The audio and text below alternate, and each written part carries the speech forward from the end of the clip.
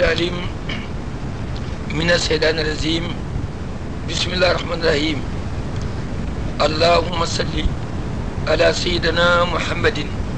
الفاتح لما أغلق وعلى آله حق قدره ومقداره العظيم. اللهم صل على سيدنا محمد الخاتم لما سبق وعلى آله حق قدره ومقداره العظيم. اللهم صل على سيدنا محمد ناصر الحق بالحق وعلى آله حق قدره ومقداره العظيم. اللهم صل على سيدنا محمد الهادي إلى صراطك المستقيم وعلى آله حق قدره ومقداره العظيم. هاجوني ببلال الله برك النبي صلى الله تعالى عليه وسلم koko mbinoɗen e tafsirul qur'an karim gonɗen hade men natoyde e deftere he e mbinoma en gardin fodde bandaji ɗiɗi kalen en fayidaji hunde seeɗa e fayidaji qur'ana e tagge gantu e musidɓe ɓe e jaafo en saabu wonde ha joni kadi fayida goɗɗo kadi arani hen ha joni manamo poɗɗen hen ɗo wadde bihi fof bihi gonɗo e qur'ana ko temedere. Ya ayyuha allazina kafaru hewani koreji qur'an la tarka bunna ko bajjo goto ala ɗimmo ha joni en jokki fayidaji ɗi e ko waɗi nasir tan ala mansukh e hol hunde e sirruji ha garɗen e annabaɓe haalaɓe qur'an moni foof holko haala hen laabi hono foti pewɗen mana joni ko ƴewde inɗe jangtaɗe e qur'ana jomumen mbiyete ko waliyaɓe Allah mana tawde gona annabaɓe nelaka hayso wawi are mumen mana mbiyete ko waliyaɓe Allah mana ɓen kalen ɗumen so Allah jaaɓi pawen hen inɗe heferɓe haalaɓe e qur'ana tawi ko ƴiyal e jaati so Allah jaaɓi pawen hen annabi Moussa mo ganduɗa haalama e qur'ana laabi haalaɗi no foti holi hijibaji gonɗi e qur'ana ɗi ganduɗa Moussa ala hen guila hijibaji ɗi puɗɗi ha gasi e cimoje ɗe o haala e qur'ana hono foti mana e pecce mana liman hono foti si en gayni kadi on fayida gadden hoore seeɗa qissa mo hewani ko faati e mawni kinare e bonde needi e ndereru mana ko ari ɗo hoore tafsiru qur'ana mawɗo biyeteɗo kitabul habib min imla il habib tawi walli fi ɗum ko jalaluddin suyuti sen gay ha joni no mbiruɗen ni so Allah haaji tawde en kaljitino ko haalano e annabaɓe haalaɓe qur'ana no gasi joyoɓe mon foof ko jangta e qur'ana laaɓi holno poti joni payen e wiyeteɓe ko waliyaɓe Allah inɗe mumen kalama e qur'ana kono hawraka e annabagal mabɓe ina wawi bani israila en ina inniraɓe annabaɓe kono noon ko ɓuuri hewde tafsiroɓe jaari koɓe waliyaɓe holi ɓen ɗaluta haalama e qur'ana laabi ɗiɗi zulqarnayni haalama e qur'ana laabi tati luqman haalama e qur'ana laabi ɗiɗi Uzayru haalama e qur'ana lawol gotol ƴiyal Zeyd ibnu Harisata haalama e qur'ana lawol gotol ƴiyal Maryam mum Isa alayhi salam haalama e qur'ana laabi capantati e tati won konngol wi laabi capantati e nayyi yurmede Allah yo wone mabɓe ha joni kadi ina jeeya e fayidaji kadi mana ha joni qur'ana mana inɗe heferɓe ɓe ganduɗa inɗe mumen jangtama e qur'ana tawi ko ƴiyal e jaati holi ɓen iblisul la'in kuɗaɗo Allah o innama e qur'ana laabi 11 Fir'auna mana kawruɗo e annabi Moussa o innama e qur'ana laabi 60 e laabi 9 Hamana gondunoɗo e makko o innama e qur'ana laabi 6 Qaruna denduɗo e makko jamanu o jangtama e qur'ana laabi nayyi jaaluuta tolnodirnoɗo e ɗaaluuta o haalama e qur'ana laabi tati inɗe jinneji e qur'ana laabi capantati e laabi ɗiɗi samiriyu haalama e qur'ana laabi tati abou lahab haalama e qur'ana laawol goto ɗum ɗo kadi koye fayidaji mana moƴƴuɗi andude mana kadi e nder qur'ana ko hen jeeyama kadi hen hunde e fayidaji mana huruful hijaiyatu karfeje mana arabeɓe ɗen jogui Allah rendini ɗumen e nder ayeji ɗiɗi mana e qur'ana aye hen goto woni koto suratu ali imrana aye numéro aye o ko 154 numéro 154 to ali imrana jippi ko madina to Allah wino summa anzala aleykum min badil ghammi amanatan mana ha yettoyɗo aye o haali mana huruful hijaiya ndendinama ha gasi to suratul fatih to aye mana numéro mum ko nogas e jeenayyi mana numéro 29 to suratul fatih to muhammad rasulullah ila akhiri sura mana ha joni ha wattande simore ɗe Allah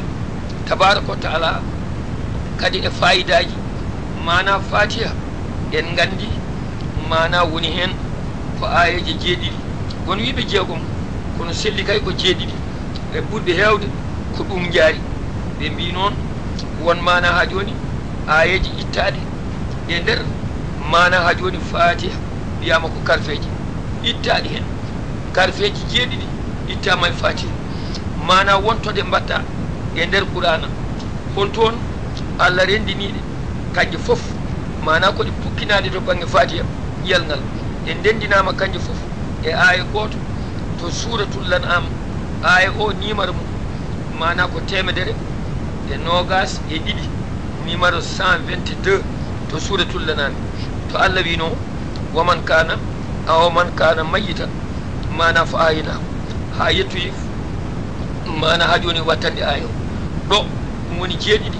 pukkinanoɗi mana ha joni to fatiha ɗi gari ɗon ɗum kadi ko siruji qur'ana jea ha joni mana eɗen ciftina en mbino annabi Musa Allah tabaraka wa taala innimo e qur'ana laabi 113 kanko annabi Musa o haalama e qur'ana cimoje nogas e jeenayyi mana e qur'ana Allah innimo hen en inɗe 113 e nder cimoje nogas e jeenayyi kanko Musa ina jogui hijibaji qur'ana 60 ɗi gandaɗi Allah telliɗi mana hen hijibaji mana ɗi inde Musa ala hen mana haɗi gasi haɗi laaɓi ɗin hijibaji wiyama mana ha joni ko ni ɗi mbayi e kawral mana joom defte en haaloɓe ɓe mbina jogui mana ha joni hijibaji e nder qur'ana Allah innani hen foof inde Musa hay gotol ɗi noon ko hijibaji nogas e tati inde makko ala hen hol ɗin kañum woni ɗi isa laɓu ha gasi inde Musa ala hen tilka rusul ha gasi inde Musa ala hen lan tanalul birra ha gasi inde Musa ala hen yastabsirun ha gasi inde Musa ala hen wal musanad mana ha joni ha gasi inde Musa ala hen Allahu la ilaha illa hu ha gasi inde Musa ala hen la tajidanna inde Musa ala hen fama kana dawa inde Musa ala hen وإذ نتقنا الجبل هاجسي عند موسى على هن واعلموا هاجسي معنى عند موسى على هن يا أيها الذين إنما السبيل mana ha joni inde Moussa ala hen wama ubarriku inde Moussa ala hen suratul hajr inde Moussa ala hen mana النهر أو والله النهر معنى عند موسى على هن لا تتبع معنى النور معنى هجون عند موسى على هن ولا تجادلوا عند موسى على هن قل من يرزقكم عند موسى على هن فنبذناه بالعراء عند موسى معنى على هن لقد رضي الله عند موسى على هن سبيل جماعة عند موسى على هن سورة الملك عند موسى على هن سورة الجن عند موسى على هن سورة النبي عند موسى على هن ومن آية نوغاسي هجباجي نوغاسي تاتي قندي القرآن الكريم الحكيم إنغاندا عند النبي موسى مانا على هن نونغادي هاجون كوي فايداجي قندي القرآن الكريم الحكيم ɗum mana kadi ha joni eɗen paye fayida goɗɗo ɓeydude holi o fayida ni wayi ko amma inɗe e lafaluji fiiluji gonɗi e qur'ana ko ni wayi mana woni hakkude ismu e fiil ene hen ujunere e temedde jeetati e capanɗe jeenayyi e jeenayyi hakkude ismu e fiil ko woni qur'ana yoga e laftuji qur'ana eɗen ganda eɗen gadda tartibu jawdiral mumen ko ni wayi ya ayyuha alladhina amanu kala ɗo jiiɗa ɗum e qur'ana sa limi capanɗe jeetati e jeenayyi ya ayyuha nnas e qur'ana laabi sappo e jeenayyi assamawatu wal ardu e qur'ana temedere capanɗe jeegom e jeeɗiɗi assamau wal ardu laabi sappo e joyyi e nder qur'ana ya ayyuha nabiyu e nder qur'ana sappo e ɗiɗi laawol ɗum ari alladina amanu e nder qur'ana laabi sappo e jeegom illa alladina amanu e nder mana ha joni qur'ana laabi joyyi yawma alqiyamati e nder qur'ana temedde tati e capanɗe nayyi e jeetati almalaikatu e nder qur'ana capanɗe jeetati e goho la ilaha e nder qur'ana capantati e joyyi bani israil e nder qur'ana laabi capanɗe nayyi mubinu e nder qur'ana temedere sappo e ɗiɗi mubin nan alif tañ e nder qur'ana laabi jeetati wa aqimu salata wa atu zakata e nder qur'ana laabi sappo e jeegom bale gonɗo e qur'ana mo ganduɗa o mana ha joni ko ina wayno mana ko diwɗo mana o ko nogas e ɗiɗi lawol fala e nder qur'ana mo ganduɗa o mana ha joni ina wayno wiide nam oɗo ganduɗa mana ko sappo e tati rabbana e nder qur'an mana ha joni ko laabi ganduɗa mana sappo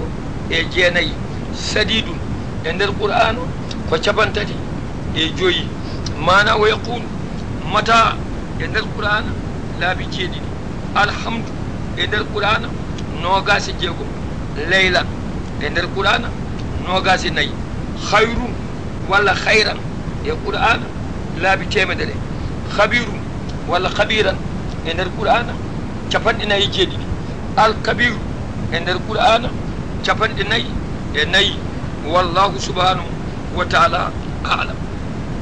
lafdawol al ilmu wa tuqa mana taqa e nder qur'ana ɗum wiyete al ilmu wa tuqa walla taqwa e nder qur'ana laabi temedde jeetati e laabi capanɗe joyyi ɗum ari hen mana ha joni cindondirgol kala ɗo allah haali juulde haalo hen asakal e nder qur'ana ko ayeje capanɗe jeetati e ayeje ɗiɗi mana yurmede allah yo woni annabi sallllahu taala alayhi wa sallam e kisal muɗum sallllahu taala alayhi wa sallam e ha joni ɗum ɗo koye fayidaji mana ha joni qur'anul karim mana ha joni jeeya e ari e sirruji tafsiru mana qur'ana wonde julɗe mana ha joni e nder jama allah he masjidul haram ganda mana julde wotere ina foti e ujunnaji temedere mana julde e jamaaji goɗɗi ɗi ɗum noon sa juuli e nder jama Allah he tawde laawol gotol fof e ujunnaji temedere foti e mana jamaaji goɗɗi ɗi ɗum noon sa juuli e jama he ganda mana farillaji ganda mana ha joni poɗɗi hono ni ina wayno mana a wuuri mana duuɓi waɗi hen mana temedde ɗiɗi farilla masalan ina wayna wuuri duuɓi mana ha joni capanɗe jeeɗiɗi e duuɓi mana ɗiɗi mana e lebbi jeenayyi e balɗe sappo ɗum wayi ina waɗi a windanama baraji muɗum lawol gotol wa amma ñalɗi hitande to banggue julɓe temedde tati e capanɗe jeegom e joyyi lebbi to banggue julɓe sappo e ɗiɗi eɗen gandi no mbiyeten ɗini e pular mana kewɗi hen jogui inɗe mumen e pular won hen ɗeɓeten wiide tan kono arabeɓe mana mbiyata ni saabu eɗen jogui mawmum yaawa eɗen jogui yaawa eɗen jogui horka eɗen jogui humtoraɗo eɗen jogui saftoraɗo eɗen jogui taske eɗen jogui haraɗo eɗen jogui dew haraɗo eɗen jogui mawlude eɗen jogui dew mawlude ɗiɗi keddiɗi ngala inde kono jumadul awwal e jumadul akhir ko joni pewjana inde e ɗemgal pular ko wiyete mana ha joni ina haale joni ko hen ɗum noon mbiɗen ñalawmaji mana hitande ko temedde tati e capanɗe jeegom e joyyi waptuji gonɗi hen ko ujunere e temedde jeetati e nogas e joyyi waptu darɗe gonɗe hen ko ujunnaji jeegom e temedde ɗiɗi e darɗe joyyi kabbiraɗi gonɗi hen ujunnaji capanɗe nayyi e temedde joyyi e sappo e joyyi habbirango ɗum dey mana tawa en gaddani safa e witre en gaddani julde mana rakatal fajiri en gaddani julde korka en gaddani julde taske si en mbaɗi hen ɗum ɗon mana dendagal woni hitande nden wonata mana ha joni darɗe ɗe mana ko ni wonata darɗe ujunnaji jeegom mana e temedde ɗiɗi e sappo e nayyi nden kabbirali ɗi gontata ko ujunnaji capanɗe nayyi e temedde joyyi mana ha joni e sappo e joyyi mana ɗum ɗo koye fayidaji ha joni ganduɗa mana e qur'ana ina sirruji qur'ana ha joni mana ko wallitorte wonande mana wiyoɓe mana ina tafsira ina waɗe fidaw rani en e sarhaji qur'ana sa jolama mbaɗana hoorema sa jolama mbaɗana joom suudu ma sa jolama mbaɗana ɓiye aɗa wawi waɗande nene ma e babma maynoɓe ko ɓooyi sarɗi yotoɓe maayi koye diine l'islam ina waɗe gueɗe kewɗe woni hen no mbaɗa bisimillah rahmani rahim bisimillah rahmani rahim ujunere e temedde ɗiɗi wiyama ujunnaji sappo e ɗiɗi ene yoɗa kala hen ko mbaɗɗani yoɗa woni hen waɗoɓe la ilaha illallah ujunnaji capanɗe jeeɗiɗi ɗumne kadi ne yoɗa banggue mum woni hen waɗoɓe mana ujunnaji temedere qul huwa allahu mana ɗumne kadi mana ha joni ene yona woni hen ɓe ganduɗa ɗum tijaniyankoɓe ene mbaɗa salatul fatiha lima ughliq ɗumne kadi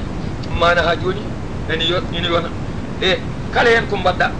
gandiɗa fidaw Allah nela malayka yo yeeynu hakkude leydi asaman tine ceeduɗe wonon malayka ajab mana maccuɗam kaari ɗi kaari mana mi yaafimamamo hande mana dendagal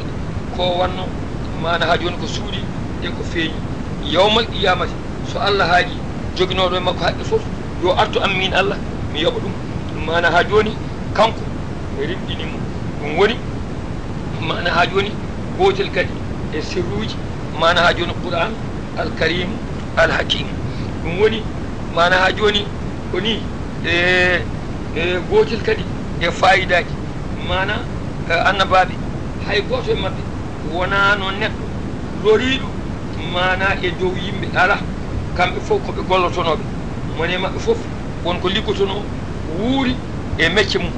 masalan wonno mecce mana ha wuura e nder hen wonno mecce baba adama irrasan demal ko haa'ikan e cañu baaba adama wonno ko demowo cañowo wonno liggey Hawa gazalata morto wonno meccal Idris khayyaɗan mana ha joni ko tayo ñootowo sa iɗi mbiya jannanke wonno meccal Nuhu e Zakariya najjarayni ɗiɗo fof ko monwisi en mana ha joni fewnoɓe leɗɗe wonno meccal Huudu e Salihu tajirayni commerçant yeeyoɓe gonno wonno mana ha joni meccal annabi Ibrahima Zarra najjaran demowo mana ha joni kadi mana pewnowo leɗɗe ministre sa yiɗi mbiya walla sarapanji wonno meccal annabi Ayuba Zarra demowo ra'iya gaynako wonno meccal Dawuda mana ha joni Zarra tan pewnowo jamde yani sa yiɗi mbiya haddade mana tafowo mana ɓaleri e daniri wonno meccal Souleymane Bul Dawuda abawasa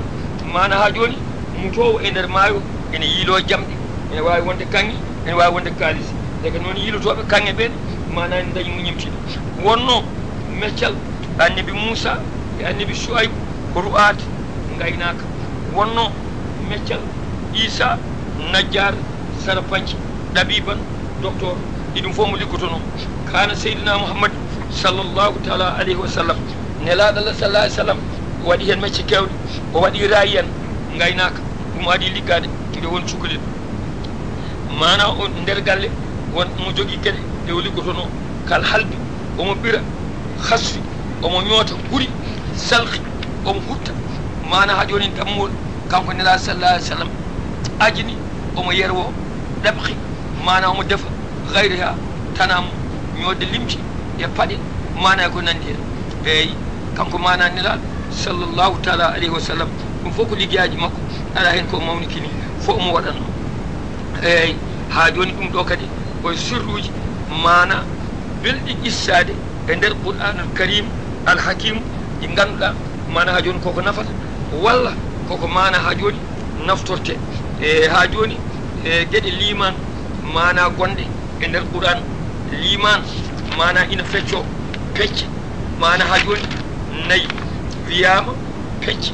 mana limanagal ɗum ne ko ni wayi holɗen pecce hen feccere ɓeydotako ustotako hen feccere ina ɓeydo ustotako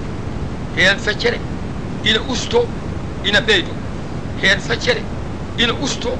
ɓeydotako feccere limanagal e Qur'ana nde ganduɗa daiman ustota ko ɓeydota ko no wano tan wayi ɗum ko limanagal malaikaji ustota ko ɓeydota ko ɗum kono wano tan wayi feccere nde ganduɗa ina ɓeydo ustota ko woni limanagal annabaɓe Allah e limanagal waliyaɓe Allah ɗum ñande fof no ɓeydo kono ustota ko feccere nde ganduɗa ina usto no ɓeydo woni dendagal julɓe limanagal mumen no ɓeydo saaha ina usto saaha feccere nde ganduɗa woni tan koye ustade nden ɓeydota ko abadan nden ko limanagal naafiqen fofof haalama e Qur'anul karim al hakim ina heewi ayeji ma en garo hen e nder tafsiru so tawi Allah haaji ɗum kadi koye fayidaji mana ha joni Qur'an mana ha joni jeyama ha joni e fayidaji issa mo mbiɗen mana ari e Qur'an mana to hoore simore suratu bakaratu konngol wi koto hoore fatiha mana jiiɗen ɗum koye deftere wiyetende kitabul habib min imla'il habib waɗi ɗum ko Jalaluddin Suyuti mana kode temedere e jusuji nogas mana wone mayre jiiɗende koye jungo wiyeteɗo Seydi Mouhammad Soukayris mawnum Ahmad Soukayris mo ganduɗen kewɗo defte o mana on ko mawni ko kamɓe jiiɗi yuma e baba jiiɗen defte nde e jungo makko koto Landalus mana jiiɗen en oɗo qissa